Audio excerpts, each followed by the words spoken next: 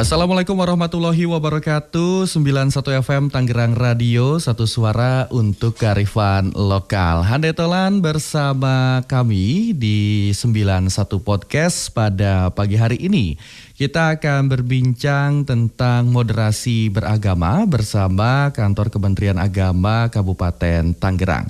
Tema yang akan kita angkat pada pagi hari ini adalah harmoni generasi menyuarakan moderasi beragama di era digital. Tentu kita juga sudah kedatangan narasumber yang akan ikut membahas tema kita pada pagi hari ini bersama Bapak Ahmad Jubaidi SHMAG.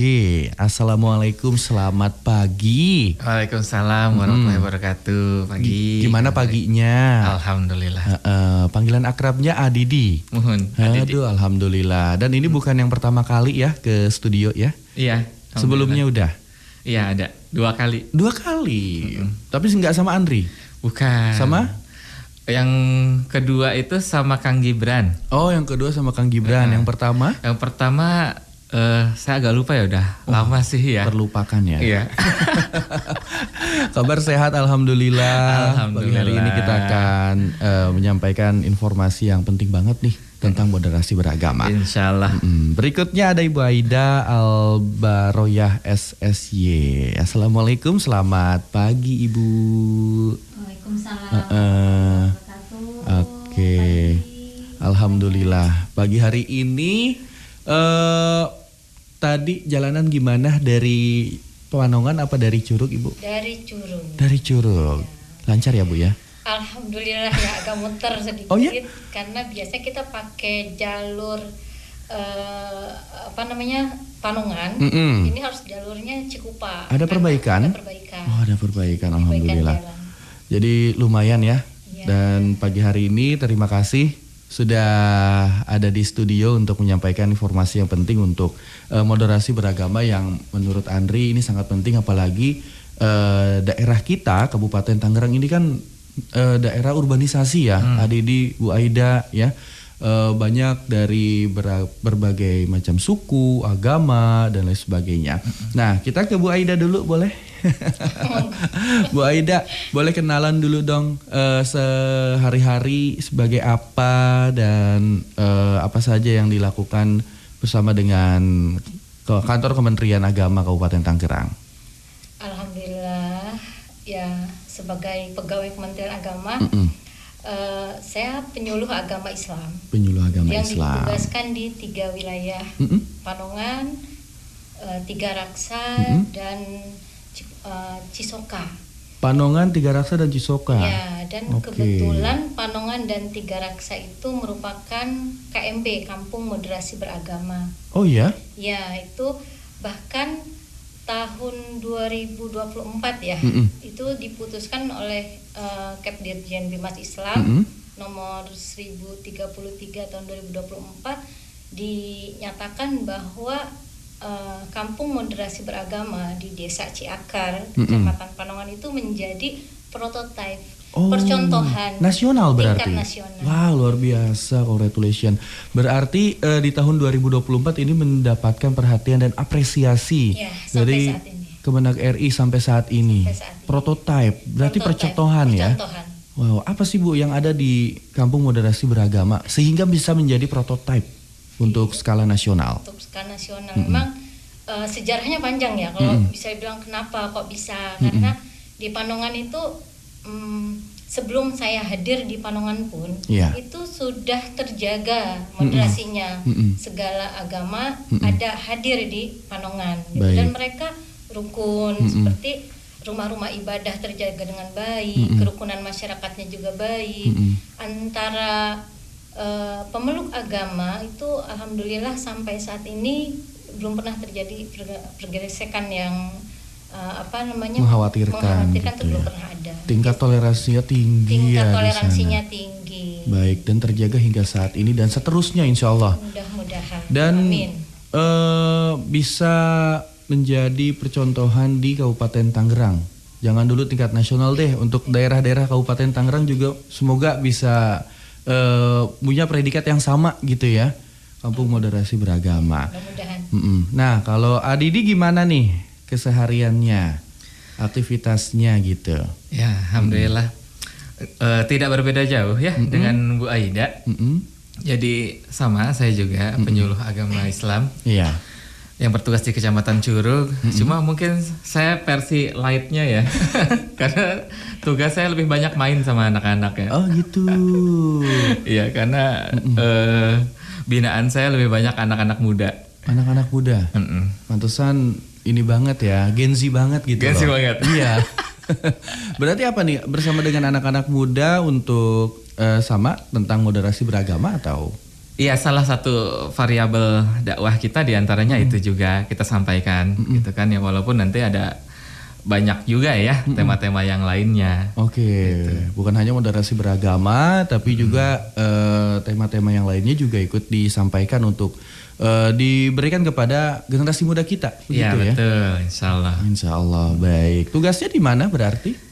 Kecamatan Curug, Kecamatan Curug. Oke, dan Hande Tolan, sekali lagi kita akan membahas tentang harmoni generasi menyuarakan moderasi beragama di era digital. Kalau tadi kita sudah dengarkan keseharian dan aktivitas dari dua narasumber hebat kita ini memang tidak jauh dari moderasi beragama. Tapi kita pengen tahu dulu nih dari Bu Aida, apa sih moderasi beragama yang mungkin beberapa tahun ke belakang ini masif banget digaungkan oleh Kementerian Agama ya, dan juga benar-benar menjadi fokus untuk bisa ditingkatkan lagi moderasi beragama di Indonesia khususnya, dan saat ini kita akan membicarakan di lingkup Kabupaten Tangerang. Seperti apa sih Bu moderasi beragama? Jadi dari moderasi itu kan dari asal kata moderatio ya, yang artinya itu pertengahan. Pertengahan. Artinya kalau pertengahan itu kan tidak condong ke kanan, tidak condong ke kiri. Iya. Jadi betul-betul kita itu wasatiyah, ada di tengah-tengah gitu kan. Jadi dan moderasi beragama itu bukan memoderatkan agamanya sama sekali. Kita tidak. Oh, berarti bukan agamanya yang dimoderasikan. Tidak. Jadi tidak ada, kalau ajaran agamanya itu sudah sempurna. Ajaran agama itu sudah sempurna sesuai dengan yang diturunkan oleh Tuhan gitu, oleh Allah. Nggak ada apa yang harus diperbaiki lagi, tidak ada. Gitu. Baik. Kan. Berarti di agama itu tidak ada, bukan tidak ada. Maksudnya moderasi itu bukan untuk agamanya. Bukan untuk agamanya. Karena secara basically sudah moderasi sempurna. Begitu ya, sudah sempurna. Okay. Ajaran agama itu sudah sempurna. Bahkan moderasi beragama itu pada perilaku kita, pada sikap kita. Sikap kita lah yang harus dimoderasi beragamakan. Jadi sikap kita beragama, karena inti ajaran, seluruh ajaran agama ingin memanusiakan manusia semuanya. Seperti dalam Al-Quran ayat pertama pembuka itu kan Bismillahirrahmanirrahim. Allah itu maha pengasih dan penyayang. Jadi inti ajaran agama itu kasih sayang gitu loh. Itu yang kita angkat gitu kan. Itu yang kita angkat, bahwa selama sikap kita memanusiakan manusia, kasih sayang kepada sesama makhluk Tuhan, sesama cucu anak Adam, ya kan, kita tidak terlalu tidak melakukan tindakan-tindakan yang merugikan orang lain, tidak melakukan tindakan-tindakan yang menyakiti orang lain, yang bisa apalagi sampai melukai orang lain. Nah, itu yang kita tidak inginkan. Jadi moderasi beragama itu sebetulnya ingin mengembalikan fitrah manusia kepada fitrahnya sebagai makhluk Tuhan. Jadi memanusiakan manusia. Pada dasarnya manusia itu memang sebetulnya punya perasaan hati dan juga secara manusiawi sudah moderasi. Sudah moderasi. Pada dasarnya begitu. sudah. Baik. Apa sih Bu yang membuat manusia itu menjadi kurang bisa menerima perbedaan di tengah-tengah lingkungan maupun di banyaknya ragam suku, kepercayaan, agama dan lain sebagainya? Itu kembali kepada banyak hal ya. Itu kembali pada faktor ya, Bu, ya? yang yang membuat dia hadir. Bisa dari pola asuh, bisa dari pendidikan yang dia dapatkan, gitu kan. Banyak sekali sekarang itu kan yang tertutup ya, eksklusif gitu kan. Betul. Nah, itu sebetulnya sudah mulai ada indikasi ke sana. Jadi apabila ajarannya itu kita fokuskan saja kepada ajaran agamanya yang sesuai dengan syariat. Yang sebenarnya gitu kan, dikatakan bahwa seluruh ajaran agama itu terkumpul dalam kitab-kitab. Ya kan, kitab-kitab itu terkumpul dalam kitab terakhir, Al-Quran. Al-Quran itu terangkum dalam Al-Fatihah. Al-Fatihah itu terangkum dalam Bismillah, gitu kan. Jadi pada dasarnya seluruh inti ajaran itu ya cinta kasih. Cinta kasih ya. Tidak ada istilahnya saling menyakiti itu, tidak ada. Bahkan dengan makhluk hidup lainnya seperti pada tumbuhan, hewan. Itu kita diajarkan untuk mengasihi dan juga menyayangi. Begitu. Tapi kenapa sampai sekarang aku belum ada yang menyayangi sih, Bu Aida, Didi? Kenapa ya? Boleh nanti saya jadiin catatan ya. Oh ya. Ini kan teman-teman Didi ini Gen Z semua ya, mungkin gitu ya. Iya, mereka Gen Z, saya Gen Z. Berfungsi pas mati lampu aja. Penyuplai energi. Baik, Ibu, kira-kira ya, menurut pandangan Ibu gitu yang juga terjun langsung di kampung moderasi beragama. Nah, apa saja sih Bu prinsip-prinsip utama dalam moderasi beragama yang perlu dipahami oleh masyarakat? Kan masyarakat taunya hormati perbedaan bla bla bla seperti itu ya. Tapi ada prinsip-prinsip lainnya nggak sih Bu? Keterbukaan. Oh iya, keterbukaan. Jadi itu sangat penting ya. Jadi ketika keterbukaan dalam semua pihak, terutama memang pemangku jabatan, pimpinan wilayah, itu yang sangat menentukan itu apa yang terjadi di wilayahnya. Baik. Walaupun seandainya saya bergerak, tapi kalau sendiri dan tanpa dukungan itu nggak bisa. Sulit sekali. Jadi alhamdulillahnya di tempat-tempat yang saya hadir itu semuanya, masya Allah ya, pimpinan-pimpinan kita semuanya mendukung. Iya, Masya Allah. Bu Aida butuh apa gitu. Malahan langsung menyodorkan gitu kan. Itu semuanya baik camat, Kapolsek dan Ramil, KUA. Jadi ketika kita bergerak pun ringan gitu kan. Jadi Masya Allah itu mungkin faktor yang sangat menentukan keberhasilan di wilayah. Keterbukaan dan sinergitas berarti ya, antar pemangku kepentingan yang khususnya mungkin seperti yang tadi Ibu sebutkan gitu. Jadi pada saat kita bergerak dengan bersama-sama dari berbagai sektor itu pun bisa ikut bergerak juga gitu. Iya, harus. Berarti prinsip utama ya, salah satu prinsip utamanya adalah keterbukaan dan juga sinergitas. Nah, kalau contoh nyata atau nilai dalam ajaran agama yang mencerminkan sikap moderasi khususnya agama Islam. Ini kan kita semua sudah tahu ya bagaimana moderasinya agama kita, agama Islam begitu, dan juga ajaran tentang kasih sayangnya. Nah, menurut Ibu seperti apa? Ini jelas ya, kita itu dilarang memaksakan kehendak kita kepada pihak lain. Itu jelas di Al-Quran ada. Gitu. Jadi memang kita tuh harus berjalan sesuai dengan koridor saja, gitu kan, tidak berlebih-lebihan. Tidak berlebih-lebihan dan tidak memaksakan. Karena Rasulullah tidak pernah memaksakan juga, gitu kan. Berjalan sesuai dengan hati nurani, berjalan dengan rasanya, gitu kan. Karena dia cinta, karena dia sayang, karena dia merasa bahwa keyakinannya itu benar, maka ikuti. Gitu. Ikuti hati nurani ya Bu ya. Ya, sesuai dengan koridornya kebenaran. Ya, betul. Dan itu juga kan sebetulnya gini, ketika kenapa kok terjadi masalah, itu biasanya terjadi masalah itu ketika tidak ada mereka bergerak di luar koridor yang sudah aturan yang sudah ada. Biasanya itu masalah-masalah itu terjadi ketika ada sesuatu yang yang dilewati gitu kan sama mereka. Seperti contoh, kenapa kok terjadi keributan di suatu wilayah tentang rumah ibadah? Sedikit aja. Jadi biasanya ada sesuatu yang belum tuntas di bawah, seandainya perizinannya, sehingga masyarakat nggak bisa menerima gitu kan. Itu selalu ada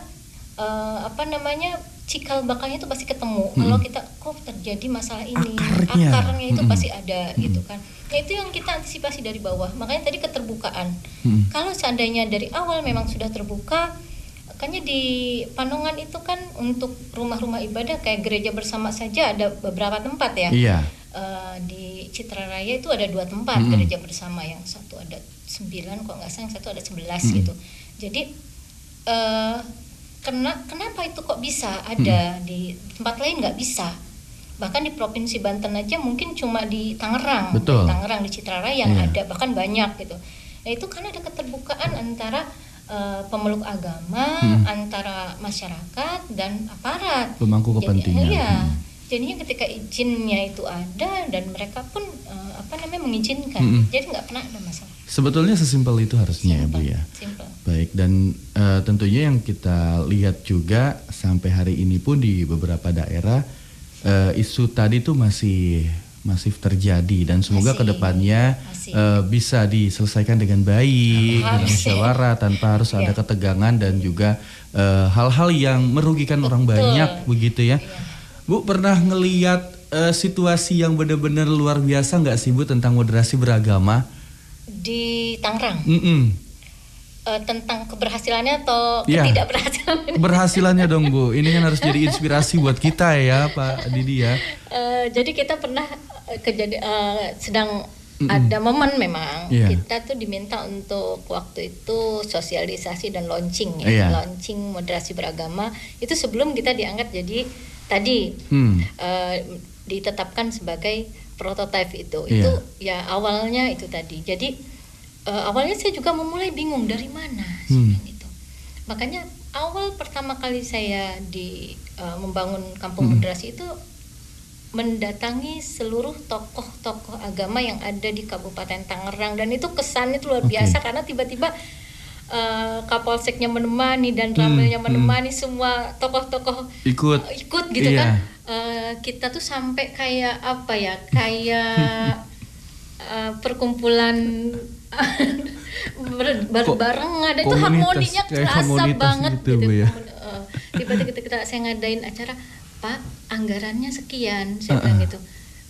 Terus tiba-tiba mereka bertanya, Bu Aida mau buatnya konsep seperti apa gitu. Tiba-tiba si A memberikan A, memberikan B gitu kan. Alhamdulillah. Ini saya aja Bu Aida, ini saya aja gitu. Oh Masya Allah gitu kan. Di situ saya ngeliat, Masya Allah. Jadi ketika kita terbuka, mereka tuh langsung respect gitu. Dan seluruhnya baik dari gereja, baik dari gereja, banyak sekali kan gereja-gereja maupun kelenteng segala, mereka memberikan sumbangan. Kami nyiapin ini, ikut kontribusi ya Bu, ikut kontribusi. Mereka pun senang gitu kan. Akhirnya ya itu tadi, alhamdulillah karena kebersamaan itulah yang membuat Panongan atau Desa Ciakar itu menjadi KMB.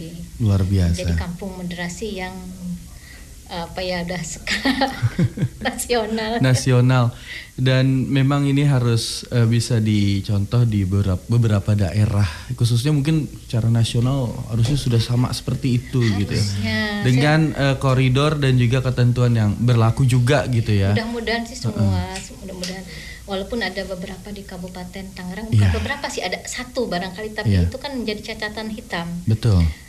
Tapi setelah saya lihat, ya ternyata sebetulnya masalahnya sederhana. Cuma ketika di lapangan tuh menjadi agak buram. Karena memang tidak dikembalikan kepada inti permasalahan. Akarnya ini yang belum diselesaikan begitu ya Bu. Jadi seandainya izin yang membuat yayasan pendidikan ternyata dibuat untuk hal lain. Jadi kan itu dari situnya saja sudah. Berarti betul kata Ibu, keterbukaan itu penting banget. Keterbukaan. Baik. Dan jika berbicara mengenai moderasi beragama, ini kan juga Ibu bersama dengan Kantor Kementerian Agama Kabupaten Tangerang. Program dari Kantor Kementerian Agama Kabupaten Tangerang ke depan tentang moderasi beragama apa nih Bu? Tadi boleh di-spill ke Handetolan kegiatan nanti di bulan Juni ya, Adidi ya. Tadi kan sesuai ya dengan tema kita bahwa emang yang saat ini ingin kita lirik itu generasi mudanya. Yes, betul. Ingin kita ambil tuh mereka dan kita jadi mengikuti gaya anak muda. Nah, karena kebutuhan itu mereka kan sudah tidak mau mengikuti. Akhirnya ya sudah kita buat studio penyiaran damai gitu kan. Ya, ada, itu yang sekarang jadi proyek kita dan insya Allah studio penyiaran damai bikin konten. Keren. Untuk anak-anak muda. Dan itu kita bikin di 3 titik sebetulnya, ada 3 kecamatan yang bikin, Panongan dan 3 Raksa juga Sepatan. Sepatan Timur ya kalau nggak salah. Ini udah ada apa sedang berjalan. Sedang berjalan. Insya Allah kalau Panongan itu sudah 60%.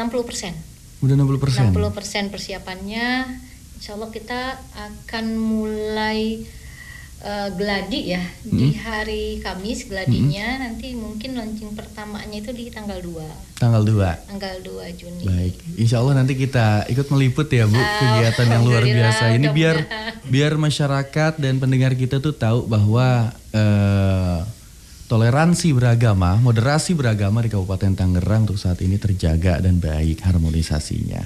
Baik. Di Panongan ya Bu ya? Di Panongan. Di kecamatan atau di KUA? Kita membuatnya di kantor kebersamaan. Kantor kebersamaan, ya, kantor bersama keagamaan. Baik, luar biasa Hande Tolan.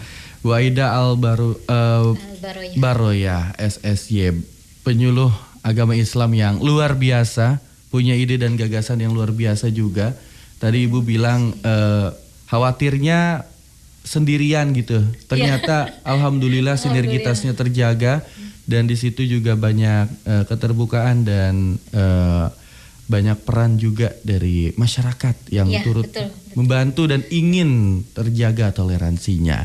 Nanti insya Allah sekali lagi kita datang ya Bu ya buat ngeliput kegiatan Ibu nanti di bulan Juni ya Bu ya. Ditunggu. Tanggal berapa? Tanggal 2. Tanggal 2 nanti kita akan liput kegiatan Bu Aida. Nah, sekarang kita akan berbincang-bincang mengenai, tadi kan Bu Aida juga bilang generasi muda ini juga harus banyak diberikan pemahaman mengenai moderasi beragama. Apalagi kita sama-sama setuju insya Allah media sosial ini berpengaruh banyak tentang isu dan juga hal-hal yang membuat moderasi beragama dan toleransi beragama di negara kita ini bisa sedikit berkurang, ya kan? Nah, bersama Adidi nanti kita bakal membahas dan juga mendengarkan informasi yang akan beliau sampaikan di Tangerang 91 Podcast. Tetap bersama kami.